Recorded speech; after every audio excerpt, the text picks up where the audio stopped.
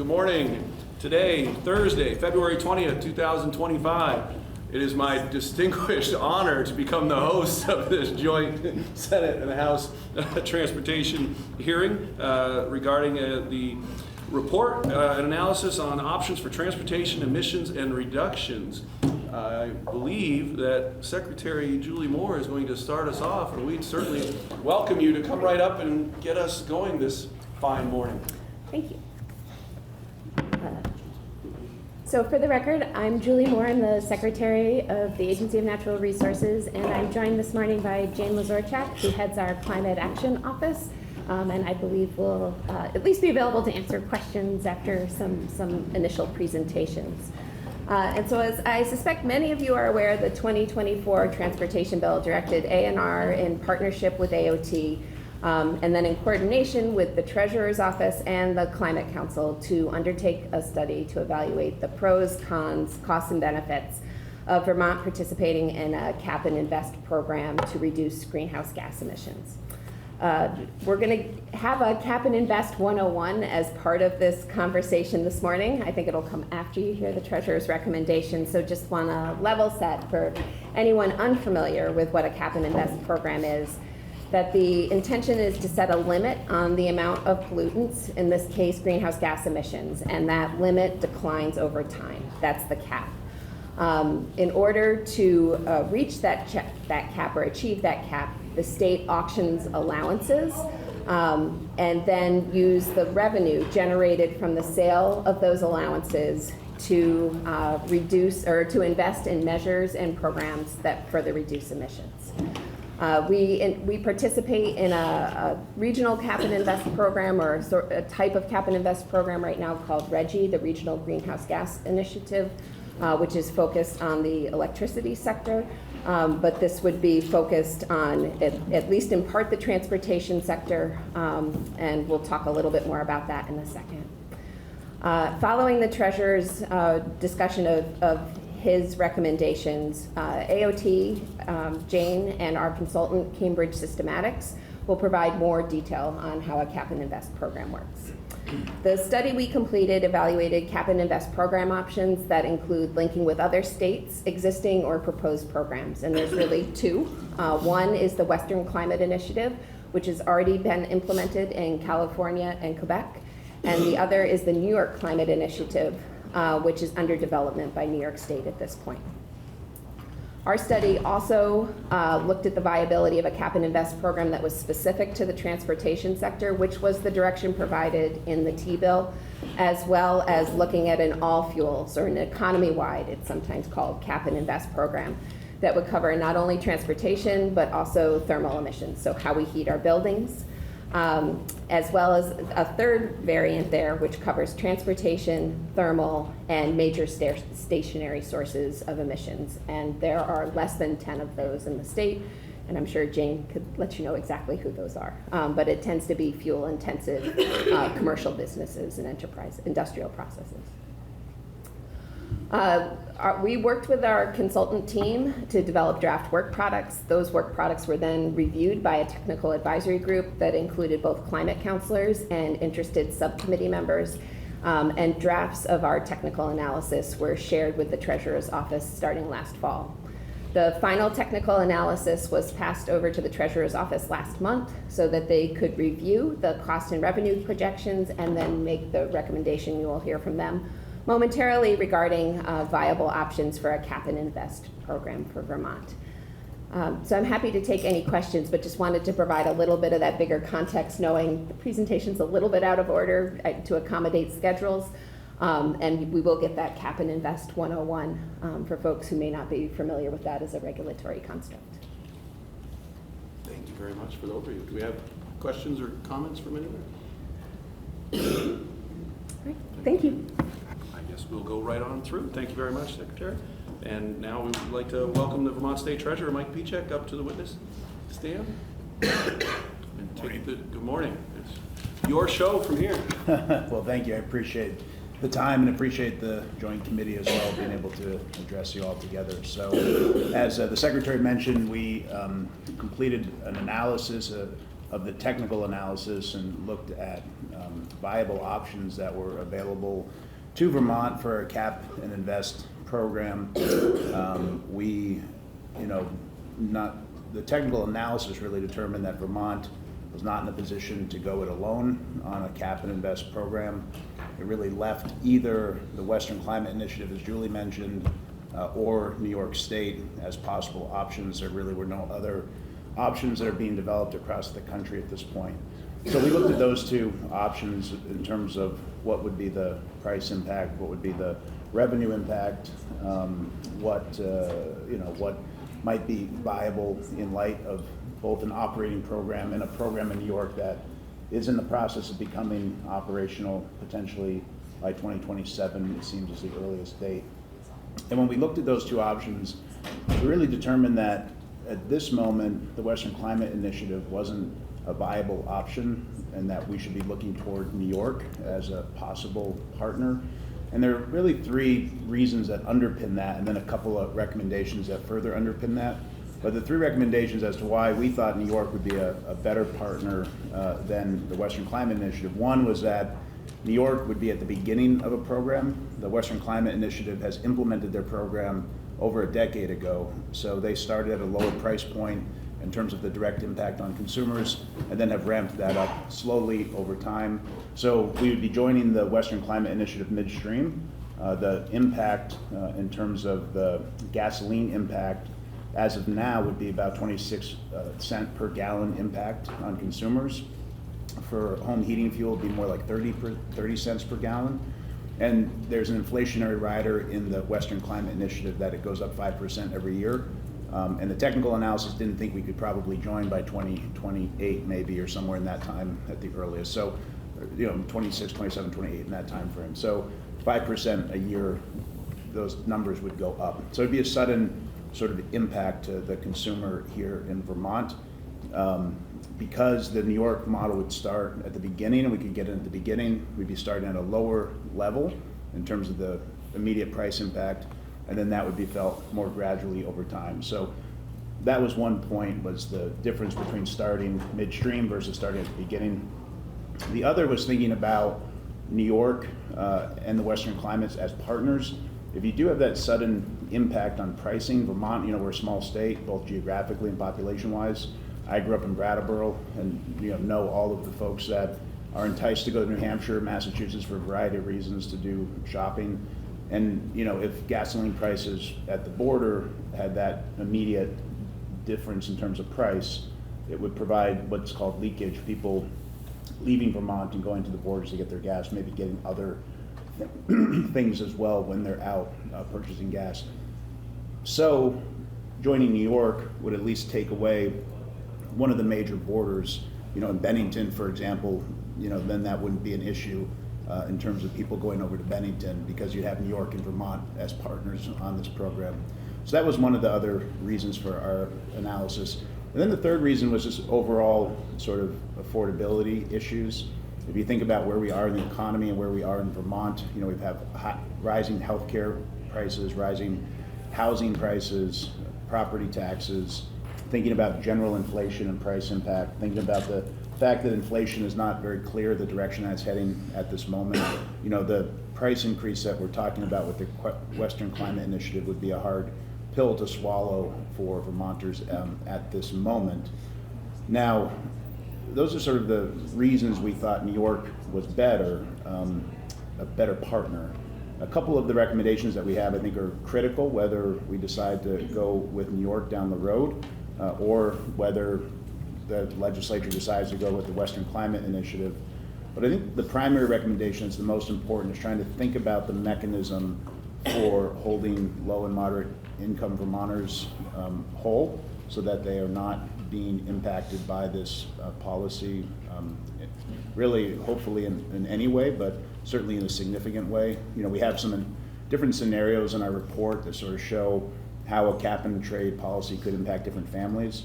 And certainly if you're a family from rural Vermont, if you're a family from Essex County, you're driving much greater frequencies, you likely have older cars that don't have as good a gas mileage, you're not making as much money as on average as folks in other parts of Vermont. so that will have a disproportionate impact, and you may not also be in a position to fund the upfront investments to get the benefit of a program like this out of your own pocket, that is. So I think it's really important for a program, if it to be implemented, to think about how are you going to make sure those Vermonters are protected, and that rebate, that sort of money that would go back to a low or moderate income Vermonter, happens in real time, or as much in real time as can be, or even ahead of time. And my point on that is, you know, that the family that we sort of hypothetically described in our report potentially pays $1,000 a year extra in gasoline if we join the Western Climate Initiative. So, you know, with all the other expenses that they have and where their incomes are, $1,000 is hard for them to carry. So if a program were established where you sort of filed with your taxes, for example, and got that money retrospectively, I think that'd be really hard for families. You know, if you do the program ahead of time, so you sort of are getting money up front, you don't really know what your energy consumption is going to be for that year, so that's kind of a tricky one as well. We didn't suggest a resolution to that problem here. You know, we had 3 or 4 weeks to sort of think this through, but we definitely wanted to identify that as sort of one of the main challenges, one of the main viability points that needs to be thought through, how to keep low and moderate income Vermonters whole in as real time as possible. Another one of the recommendations that we made in terms of ongoing work that can happen right now is thinking through the funds that are collected, how will they be spent? What is sort of a recommendation around how they will be spent?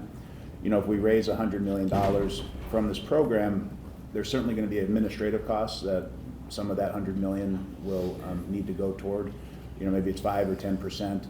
And then how much of that money is going to be used to hold low and moderate income Vermonters whole? You know, let's just call it 40 million. So you have 10 million for administrative, 40 million to hold people whole. And then you have 50 million, and what is that 50 million going to be used for? Is it incentives? Is it climate resiliency? Is it investing in climate or green infrastructure? I think it'd be really helpful to have that, at least in a recommendation, or at least, you know, modeled out in different ways, so that the legislature can make the decision, you know, there is clear and important benefit here from this program, and it's worth setting up and worth going through those administrative components.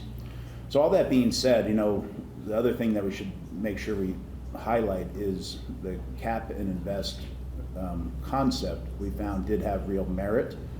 It can have really important climate benefits. It can have really important economic benefits. There was the TA sort of described, depending on the approach, you know, anywhere between 80 and I think 810 jobs being created, depending on which sort of approach was taken. So there's some potential for job creation. There's potential certainly also for better health outcomes, cleaner air, less asthma, people overall living a better life in Vermont. So I don't mean to discount those. We only, you know, we put those right up in front in our report, actually, the benefits that could come from a cap and invest program. We just think it's important to do it in a way that makes the most sense for Vermont, and I do think, looking at the two options available, New York appears to be the better partner, with the other extra point that those two items in particular, figuring out how to keep low and moderate income Vermonters whole in real time, and then also doing an analysis around how would we actually spend the money that's collected so we can understand the benefit, I think are two important homework items as well. So with that, happy to answer, you know, any questions that the committees might have. Yes. Thank you, Mr. Chair. I really appreciate your office taking the time to do this work, and I appreciated the 3 hypothetical families of the Bell, the Sparks, and the Sawyers. It felt like a good framing of the potential 3 groups of people who would be impacted. But what I felt was missing was any conversation of public transportation. And I'm wondering if you could reflect a little bit on that and how you see us delaying entering a cap and trade program with a floundering public transportation system that it feels like, at least to me, on the brink of being non-functional. And I'm wondering if you could comment on that. Because there wasn't, in any of the scenarios, none of them took public transportation. Yeah, no, I think that's right. You know, certainly I think public transportation options are more plentiful in Chittenden County, and maybe even they're not fulsome enough for every family to be able to utilize, and then there's sort of varying degrees at that point. But I guess the point I would make is if that, whatever the revenue number is that is generated from a cap and invest program, one of the options could be to invest in public transportation. So I think that certainly is consistent with our recommendation, at least, to study how to use the money, particularly public transportation outside of Chittenden County. Thank you. Representative Powell? Yeah, I appreciate you being here in the report. Are the reasons that you're suggesting Vermont doesn't join with the Western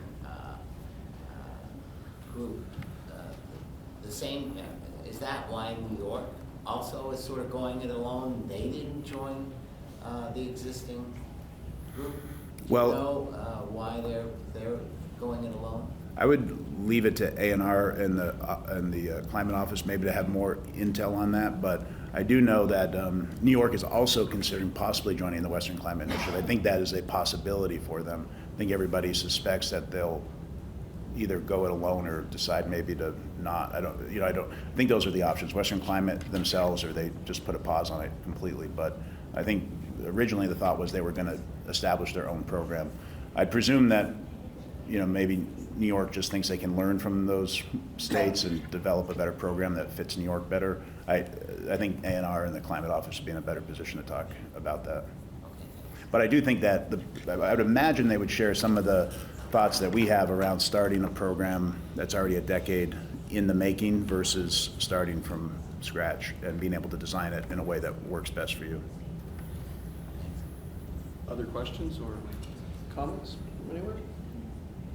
Well, Treasurer Pichek, we thank you very much. Yeah. And we're going to take a very quick 2-minute break. Good morning again here on Thursday, February 20th in our joint Senate and House Transportation hearing. And now we're going to welcome our next witnesses, one from the Agency of Natural Resources and one from the Agency of Transportation, and another guest that they'll introduce. So if you could, Yes. ladies, would introduce yourselves and take it away. Thank you, will do. Chris, you can probably start sharing the presentation now. Glad to see you on. Thank you. So I'm Andrea Wright. I'm the Environmental Policy Manager at the Agency of Transportation, joined by Jane Lazorchak here, Director of the Climate Action Office at the Agency of Natural Resources. And we are just going to lead you through, for the next 20 minutes or so, sort of the findings of the study, a little bit on the 101. We have Cambridge Systematics online with us. They were our consultant conducting the work, overseeing the work. Resources for the Future was a subcontractor to them that did a lot of the technical analysis. Chris, you can move on to the agenda. So yeah, we'll do a little bit of background, just real briefly, kind of what led us to doing this study, just to make sure everybody's grounded in why this work was completed.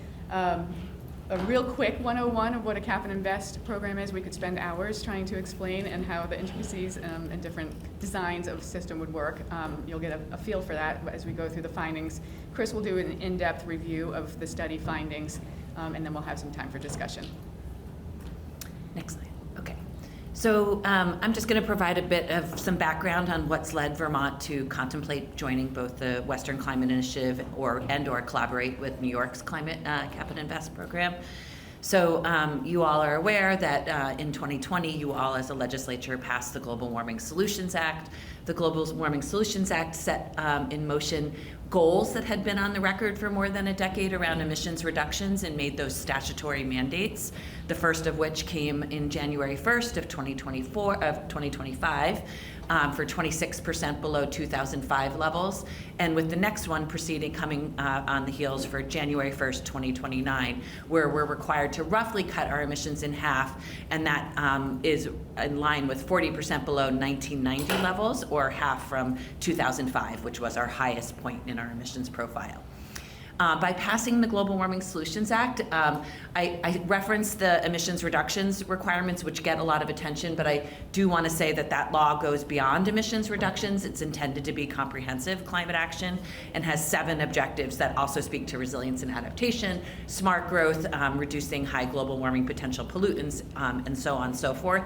But for the purposes of today's presentation, we are going to focus in on the emissions reductions requirements and the work that's needed if we are to set course, to meeting our 2030 emissions reductions and beyond to the 2050 reduction requirement. The GWSA set up the Vermont Climate Council, a 23-member body, 15 members appointed by you, the legislature, to represent various sectors that have a stake in climate action. Matt Koda represents the fuel seat on the Climate Council. There are environmental groups, energy and data, renewable energy seats and beyond, farm and forest, and then 8 administration officials who represent the various agencies who have a stake in climate solutions. The Climate Council, not the state, is charged with drafting the Climate Action Plan. That Climate Action Plan is intended to set forth the programs and recommendations to meet the objectives of the GWSA, including the emissions reductions requirements. In 2021, as we were advancing towards adopting the initial Climate Action Plan, one of the key recommendations in that plan was going to obligate the state to join the Transportation Conservation Initiative, TCI program, which was a regional initiative, climate initiative, sorry. I always swap the C word, the acronym. The Transportation Climate Initiative program, which was a regional effort that Vermont had been part of with 13 other states for more than a decade to explore the development of a regional cap and invest program on just the transportation sector. Legitimately 2 weeks before we were supposed to sign the Climate Action Plan, Massachusetts and Washington, D.C. and Connecticut pulled out of that agreement to move forward with a cap and invest, leaving the program's viability in jeopardy. A state like Vermont, for various reasons that Chris will likely touch on in the presentation today, could not go it without other major economic sectors, largely because the volatility of the market would just be too small. And so Vermont was sort of left with a problem around how to meet our transportation emissions reductions. We had other recommendations within the Climate Action Plan, much of which I know the Senate Transportation and House Transportation has heard around our rulemakings to drive clean cars into the state, but there was no sort of driver around reducing emissions, capping, and or long-term funding sources for transportation initiatives. The state passed through the Climate Council an addendum to the transportation section of the Climate Action Plan a year later that really looked at the great work of the Agency of Transportation in developing a carbon reduction strategy through new funding to the state. And then sort of looked to reinforce what the recommendations were that would come out of that strategy, which signaled the need to further study a cap and invest policy and look at that regionally and or nationally with programs like WCI. That was further invested by the House passing in the T-bill, and then all of you last year in the T-bill asking VTrans and the agency to use our climate pollution reduction grant funds in the state federal funding to further a study around what the benefits are and the impacts of joining a cap and invest program. So all of this is in service of the update to the Climate Action Plan that's due July 1st. So you all are hearing these recommendations, but the Climate Council is also hearing those and contemplating what action can be taken in this Climate Action Plan from the study. And so without further ado, I'll turn it over to Chris, who's going to dive into the study itself, review the benefits and impacts, the rationale behind the technical analysis that informed the Treasurer's recommendations. And Andrea and I are here to support answers and questions and answers. Thanks, Jane. So this is going to be a very brief overview of Cap and Invest. Some of you are already familiar with it. Traditional approaches to pollution regulation set emissions limits on specific sources like vehicles or power plants. Cap and Invest sets a declining overall cap that can reflect the state's requirements for reducing emissions under the Global Warming Solutions Act. And then it's a market-based program. So the state would sell or distribute the rights to emit carbon within that cap. Those rights are known as allowances, or 1 metric ton of carbon dioxide equivalent. And then companies can buy, sell, and trade allowances. And basically that includes power plants, industries, and fuel suppliers. Importantly, individual households and businesses are not required to buy and sell allowances, but only the companies that sell fuel to those businesses. And then, the market sort of decides where the lowest cost emission reductions can take place. This is not a new concept. Vermont has been doing this for years with the Regional Greenhouse Gas Initiative just for the electricity sector. California and Quebec are part of the Western Climate Initiative. Washington State is developing their own program. New York actually implementing it. And New York is developing a program. The Western Climate Initiative has been up and running for over 10 years now. Cap and Invest would have a number of benefits for Vermonters. It would provide a source of money to put into climate action, energy efficiency programs, resilience. It would create additional jobs, improve health and the environment by reducing emissions, and would formalize the timeline for reducing emissions for businesses, which would help improve certainty for the market. But it would result in higher prices for conventional fossil fuels. We'll talk about that, and potential border effects if some of Vermont's neighbors don't participate. And there are ways of mitigating the cost impacts. Vermont can set an upper limit on the emissions price.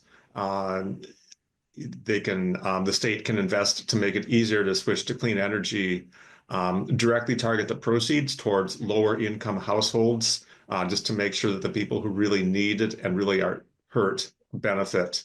And then also to prevent industries from leaving the state, they can allocate some emissions to at-risk industries for no cost.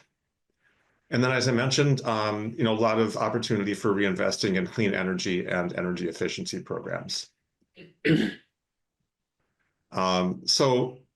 that quick overview, just going to go a little bit into the study findings.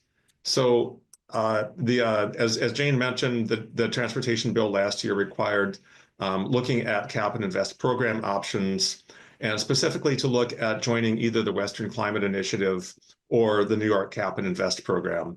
The assumption is that Vermont is not going to go it alone. A small state, a lot of administrative costs with starting up its own program. Just be a lot more efficient if we joined on with another program. The bill also asked to explore the adoption of a clean transportation fuel standard as a potential complementary policy. And so we looked at a number of metrics from these different program options: emission reductions, the time frame that would occur, revenue generation, benefits and impacts to Vermonters, and various metrics, and then the resources needed to administer the program. We did solicit input from a variety of sources. We had an advisory committee that provided technical input. We had 2 virtual public meetings. We had some focus groups with industries that would potentially be obligated, with the broader business community, and with environmental and community-based organizations, as well as a web page for the project. I mentioned we were looking at 2 program options, either joining the Western Climate Initiative, or WICI, or the New York Initiative. And then in terms of sectors, looking at either initially just covering transportation, but potentially expanding that to residential, commercial, and industrial fuels, or the thermal sector, and also potentially adding industrial process emissions from large sources. I wanted to say one thing about the New York Climate Initiative. It is not established yet. They are hoping to issue a proposed rule early this year, but the earliest start date for that would be 2027. So, this impacts the potential timeline for Vermont if we were to decide to align with that program. The allowance price is a critical driver of all the other benefits under a cap and invest program. And we don't know what future allowance prices are going to be under any program. We can make some forecasts and some estimates. The Western Climate Initiative currently trading around $30 a ton. So that's equivalent to a price of somewhere between 25 and 30 cents a gallon of gasoline or home heating oil. The Western Climate Initiative has set a price cap that's somewhere around $60 a ton and goes up over time. So that's the maximum you could possibly see under that program. New York has been contemplating a lower price cap, somewhere around $10 to $15 a ton. So we modeled a scenario consistent with that price cap. There would be lower emissions benefits, but also lower costs to consumers. But as I mentioned, their program is not yet finalized. We forecasted a baseline emissions, and I'm not going to spend a lot of time on this chart, but just looking at the different sectors that might be covered. This is not all of Vermont's emissions. And also noting that we have a gap represented by the red arrows between what we were projecting to happen and also and the required levels that each sector would be required to meet under the Global Warming Solutions Act. That's, so that gap is fairly significant, which is one reason why we are doing this study. So we did some modeling. You'll notice the header says 2029, not 2030. That's because the way the Global Warming Solutions Act is written, the 2030 measurement levels is actually based on emissions as of January 1st, 2030, which basically means measuring for the previous calendar year. So 2029 is coming up quickly. The top bar is the reference case, what we project without the Cap and Invest program. The dashed line is the target that we're trying to reach, consistent with that, required levels. And then we modeled 9 scenarios, 3 prices and 3 levels of sectoral investment. You can see as we have a higher price, the emissions go down. And also as we cover more sectors, the emissions go down.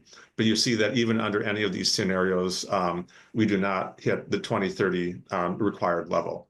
This is without reinvesting any of the proceeds into energy efficiency. This is just assuming, for example, that all the proceeds are returned to consumers as dividends or tax dividends or some other form of rebate or invested in climate resilience.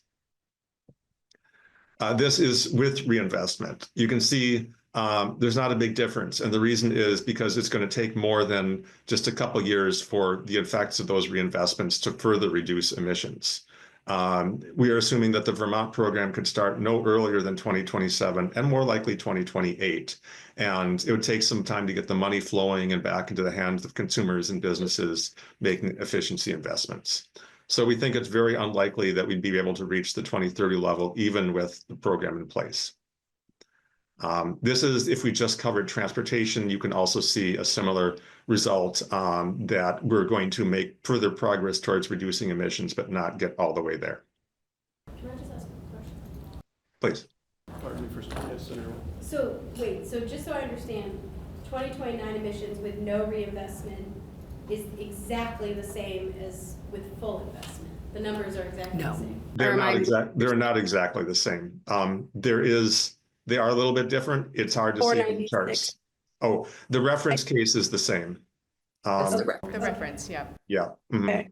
And the target. They look yeah. The bars look very similar because there isn't a big difference, but there is, if you saw the numbers on those bars, they're slightly different. So the delta is very small is what we're. Exactly. Yeah. What is the percentage there? What is the delta?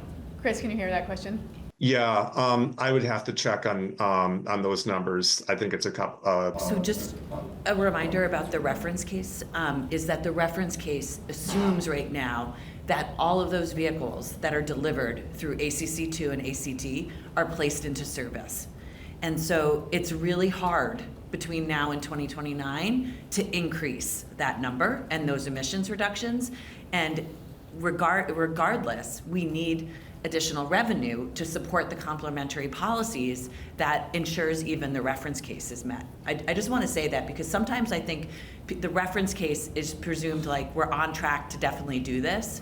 And the reference case includes ACC2 and ACT, but that means people are buying all those cars and driving them. That means incentives are still there. That means a lot, right? And so I just want to say that even the reference case is not a sure thing, right? It's a model that of a best case scenario with the rulemakings in place. So yes, it's an increase, but it's also hard to turn the tide with only 3 to 4 years left. Absolutely right. As we go out farther into the future, the impacts of reinvestment become larger. But this chart asks if we don't hit the 2030 target in 2029, when do we hit it? And we're projecting somewhere between 2030 and 2035, depending on the scenario. And again, with a more aggressive program, probably going to hit it earlier. You can also see as we go out farther in the future towards that 2050 target that we don't get quite there, even with the best case scenario. But this is the 50% reinvestment scenarios. So you can see with full reinvestment, as you go out to 2050, you would actually hit the target if you had the high price scenario and covered all sectors. I'm just going to say, there's a lot of uncertainty on what happens between now and 2050. So, these are just projections, but basically the message is that I think over time, investing more in energy efficiency is going to help move the needle quite a bit, but there's still needs to be a lot done to reach that 2050 required level. So just real briefly on some of the other impacts. So in terms of revenue generation, the low price scenario would generate between $30 and $60 million a year. The medium price could be upward 100 to 175 million. Significant amount of money that could be reinvested. Efficiency Vermont program is currently about 50 million a year. So, we're at least doubling that in terms of capacity for efficiency investments. This is when we looked at the impact on household prices. This is a little bit complicated to go through, but basically this is an average case across all households that we expect would happen under the medium price scenario with 50% reinvestment. And you can see that households would spend more on, so what some households are going to be fuel switching to cheaper fuels. Some households are going to be not fuel switching, paying more for energy prices, traditional energy prices, possibly reducing their consumption somewhat, and also potentially receiving rebates or dividends. And what we assumed in this study is that dividends would be returned to consumers in the lowest three income quintiles, so the lower 60% of households in terms of income. You can see those are the red and the gray bars, and the other bars are for different energy costs. So electricity costs on average, people will spend more on electricity. It doesn't mean it's more expensive. It's just that they're using it more compared to other fuels. And expenditures on other fuels will go down because people are cutting back their consumption. That's not the whole story. There are going to be a number of households who maybe can't change their consumption. And so if you're still using fossil fuels and you're unable to cut back your fossil fuel consumption, this is what the impacts would look like. Just the orange and the green is on average how much you're paying more for gasoline and home heating oil, anywhere between $200 and $500 a year, depending on your household income. But then again, we add in these rebates or dividends, the gray bar, returning money again to lower three income quintiles. You can see the net effect for those income quintiles is almost no change in cost. So basically, you can design a program that mitigates the cost impact for those lower income households.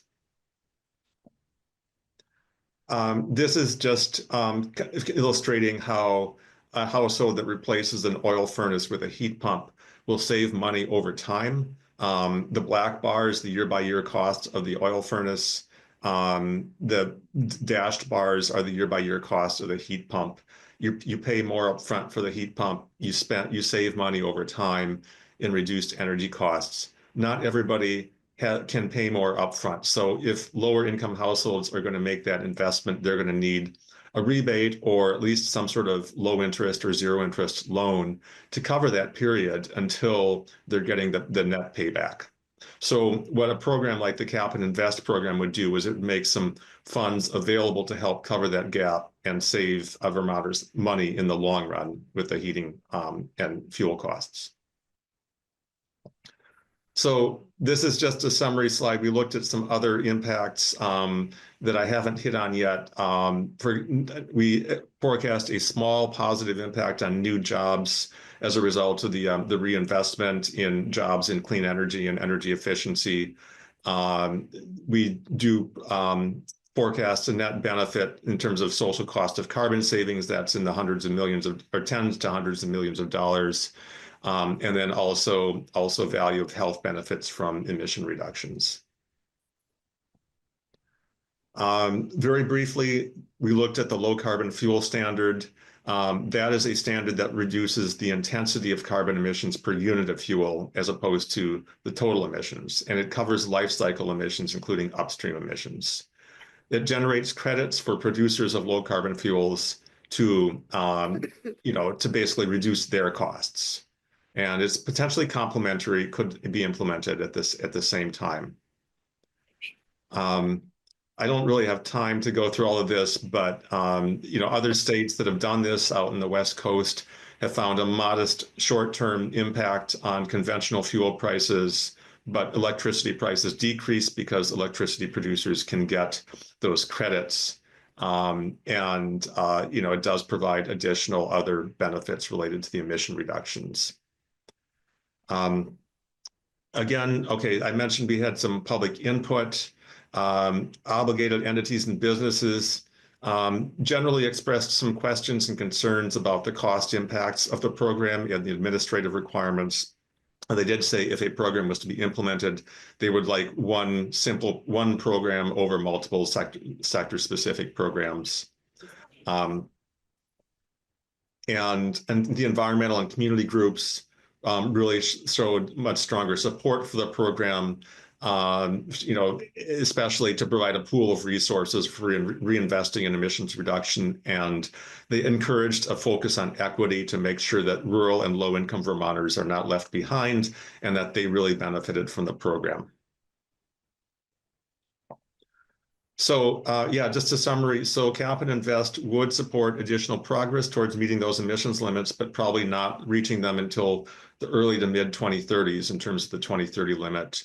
And also, just a lot of decisions about, the program to join, which sectors to cover, how to reinvest the proceeds. Those decisions would need to be made. And yes, there would be a fossil fuel price impact, but there are ways of designing the program to insulate lower and moderate income household from those fuel price increases. And finally, just in terms of timeline, the Western Climate Initiative program is available now, but would require approval from those entities to join. New York is still under development, not finalized yet. So honestly, the earliest practical start date is probably going to be 2028 for Vermont if they choose to join. But Vermont could also start with a reporting only year in 2027, just to get people used to the reporting requirements before they're required to buy allowances. And once the program is started, it's going to take time to ramp up the investment and of proceeds and generate those additional emission reduction benefits. All right, that's the end of my presentation. Thank you for your time today. Chris, I was wondering if you might go back to the previous slide just to hammer home a few points. Just some updates on WCI and Nikki really quickly that I think haven't really been mentioned. Well, first, I just want to say that hasn't been explicitly said, because we are such a small market, Vermont is what would be called a price taker. So meaning we would not be able to influence the price of joining any of these programs. So we come in, negotiate, we have no negotiation power around the cost. A program like Washington, they stood up their program on their own because they have an economy of size that they, as they signal joining WCI, have negotiation power in that space. So WCI, along with Washington, have publicly said that they are working to link together. So at some point, the Washington program will be assumed by WCI, and that will be a larger market. However, that one of the points about WCI is, I think in this time of federal uncertainty, federal scrutiny, California has said that they will not allow any new state, including Washington, to join in the next 2 years. So I just want to say that because Vermont could start to consider discussions with WCI, but the timeline is really as practical as it can be, is 2028. And again, we would have to take WCI's price. New York, we had expected, they are under law. They were supposed to put forward their model rules for cap and invest in December of 2023. They're 13 months behind schedule, and nobody has brought a cause of action to New York yet. But in the governor's State of the State address, she publicly signaled in January that they would not be standing up a cap and invest program this year and or putting forward the rule to do so, and indicated that they would be putting forward a reporting rule this year. So I just want to say again that New York's program is still under development. The governor has signaled an interest still to move forward with it. But I think Chris had signaled that there's a chance that they would do it this year. There's a no chance that New York will put forward a rule for cap and invest this year. And instead, we expect that in the near term, in the next month or so, that they will put forward a model rule for reporting for the sectors that they intend to cover. And as we've learned with the clean heat standard last year, reporting for entities that have not been regulated is a challenge, right? Like, it's hard, and reporting is an important precursor to any kind of regulation, because just getting people acquainted with reporting, understanding what it is to be regulated. If we had all the time in the world, you would certainly set up a reporting only program before you designed a cap and invest program. So anyway, just interesting considerations. These are complicated, hard policies that take a long time to stand up. Representative Powell? Yeah, thanks for all of this. I'm glad that we did this work, or you did this work for us. It really helped to put it all out, and it is very complicated. A couple quick comments, obviously. Whatever's done, there's this lag time, which I think we need to realize. Then in the study, it does show, hey, when you do invest in this example of oil furnace versus a heat pump, you are going to get financial payback. And so there is something there to sort of help us drive toward that. My question is, in these studies, have you ever put on it the actual cost of oil? This, I assume, is a flat cost, or maybe with some inflation. We know the fossil fuel pricing can go down, but I would guess over the next 10 or 20 years, we would expect it is going to go up, and significantly. What happens when you put that on against this, and was that done? Chris, we do use market forecasts for fossil fuel prices in most of these analyses, but Chris can speak to that, I think. Yeah, we use the National Annual Energy Outlook published by the Department of Energy, which forecasts some modest increase in fuel prices. I agree there's a lot of uncertainty over what's going to happen with those. If fuel prices go up a lot more, then there will be larger benefits for people by fuel switching. But obviously, if you can forecast the price of oil, you've got a career somewhere. Thank you. Representative Burke? Thank you, Jay. Is there any appetite among some of the former TCI states for some kind of joining together, especially smaller states? There is one other, to work with New York, there are states that have signaled common interest agreements, so confidentiality agreements. And there's one other state that was part of TCIP that has signed a common interest agreement to collaborate with New York on the development of the program. I think that's public information, but before I say it, I want to make sure that's public information since it's a common interest agreement. And what is the relationship right now of Vermont to New York's program? We've been working very closely with New York, having separate meetings with them as part of this study, and have signaled an interest to sign a common interest agreement with them to stay informed as well on program development and rules and regulations. Yeah, and I don't think we've said this, but if 60% of our fuel comes through New York, and so likely Vermont, as New York moves forward with the program, will be impacted by the price change in New York. So there's further rationale to work closely with New York, both to anticipate that or to consider how we could both feel the impact but benefit from that as well through possible collaboration. Representative White?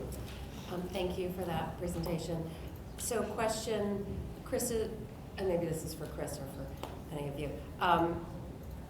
Chris's presentation referenced the energy sector in Vermont and how we've been doing something similar with energy for years. And so I'm assuming that's the, I can't remember how much it is in terms of like, it's the Efficiency Vermont program where we have some, however many cents added onto kilowatt hours, but I can't remember the details. But could you just share a little bit of that? Because I think that's a helpful analogy when we start to think about what this would look like with gasoline versus what we're already paying for and what Vermonters are already kind of used to.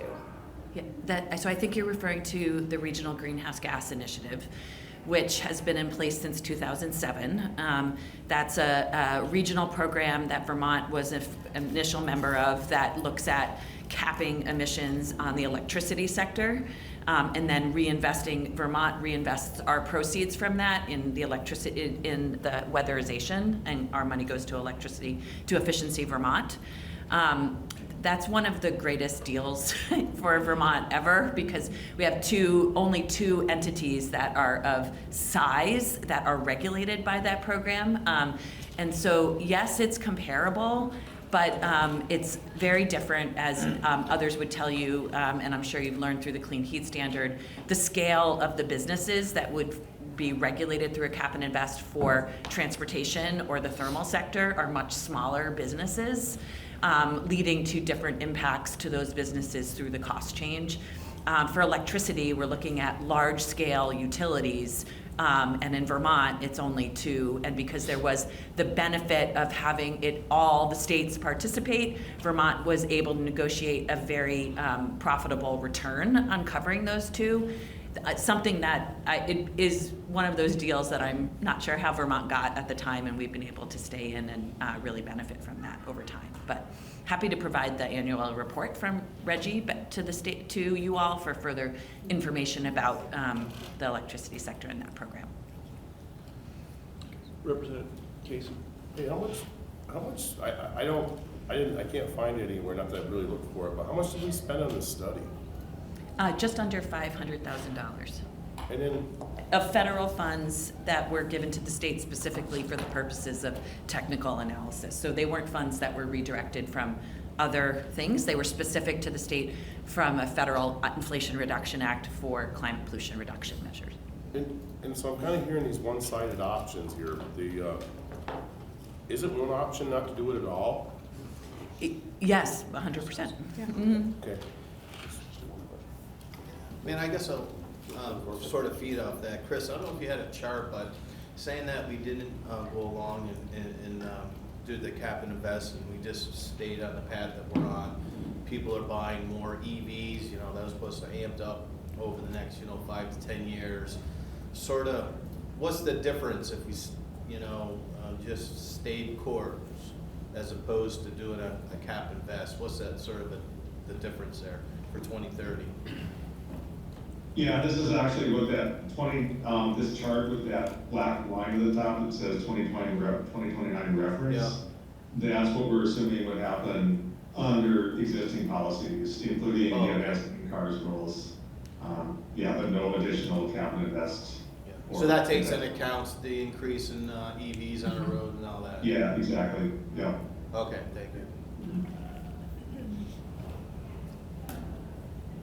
Anybody else? Definitely want to give time Is that to Amy? treasurers. Representative Lau? Yeah, to follow up on Representative Corcoran's question, what would that delta look like at 2050? Because that seems like, okay, if we can't make our goals, for all sorts of reasons by 2030, what if we looked a little farther out? And what does that start to look like? Yeah, so this is one of the 2050 scenarios where we're projecting under current policies, we'd be about 3 million metric tons for the sectors. We need to be at 1.35. And so, without cap and invest, you're at that black line. with Cap and Invest, you're at, one of these bars, depending on which scenario it ends up being.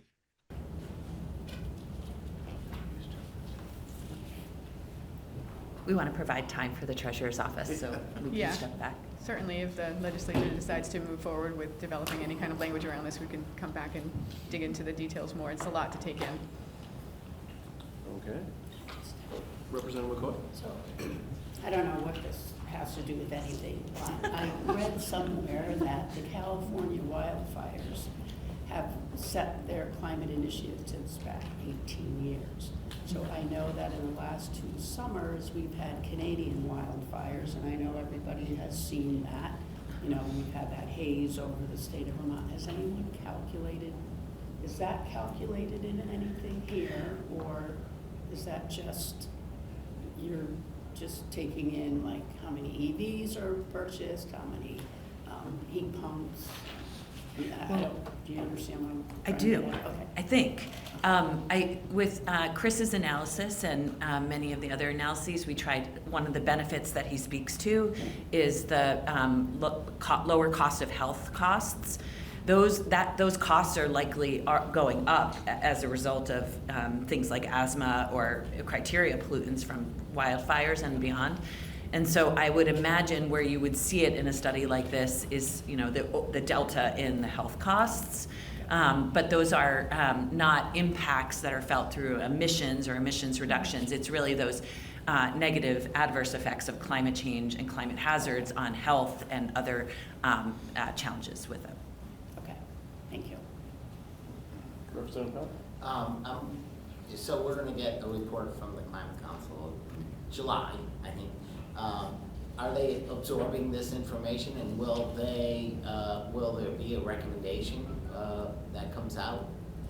I can't speak to what they're going to do for Yeah. a recommendation, but we've had one 3-hour-long meeting where we really dove into the study, and we have another meeting scheduled in March where we're going to hear from California, Washington, New York, and Quebec, as well as the Treasurer's Office around the recommendations, and then hear more firsthand about what the challenges and struggles are with implementation and the benefits. And that will lead likely to a recommendation, or either in the form of further studies or rulemaking around reporting, or there's a lot of different variations of what that could look like. And so, yeah, we're continuing to dive into it and looking forward to collaborating with the council on next steps. Thank you. Yeah. Anybody else? One last question. Of course. Whoops. That's the way we are in our show. It would be incredibly helpful to be able to kind of compare apples and oranges if some of the work that Cambridge Analytics has done earlier about looking at reducing VMT and also becoming more aggressive about smart growth, which those two things are very interrelated, and how that factors in as, we have a kind of three-legged stool with, reducing emissions, investing in transit, and pursuing smart growth to lower VMT, and it would just be interesting to know how those levers, some of which are, don't involve a very complicated, installation of a whole brand new marketplace, which, hinges on lots of things that we increasingly have no control over, how those things would compare. Because I think, personally, I'm very interested in all that we can do to continue to make progress at this. And I kind of think we're at a point where all options should be on the table. Yeah, and I'll just speak to the carbon reduction strategy, which you probably don't remember, but in that carbon reduction strategy, we looked at what strategies could be implemented above and beyond what's in place now, what the Advanced Clean Cars 2 trucks, and it did take into consideration different things in transit, different strategies for bike ped, mode shifting, and we still had, Chris, you might have to jump in here, but if I recall, still a 17% gap that we had. We only closed the gap for 2030 by 17% by putting sort of everything out there that we thought could be accomplished by 2030. in those measures. So there's, My recollection of reading the data was that we were still going to be a shortfall. Yes. No matter what we did, what we were doing, to stay in course with, even with, subsidies for EVs and that sort of thing. That's But that, these other things could close that delta a bit. Not 100%, but get us closer. So, and it was the 17% with looking at all those different options for all the different types of strategies that could be implemented. But Chris, I believe through this analysis, when we talk about full reinvestment in any sector, it's not just EVs. He's Right. looking at using the cap and invest revenue to invest in all the things we know are important for decarbonization of the transportation sector, which includes smart growth, includes bike ped, includes other strategies. So that, if diving into the technical report for this, will look more detailed at how we contemplated what reinvestment would go to. Real quick, Senator. Well, White, it actually might be for the treasurer. Oh, That's good. Segue then.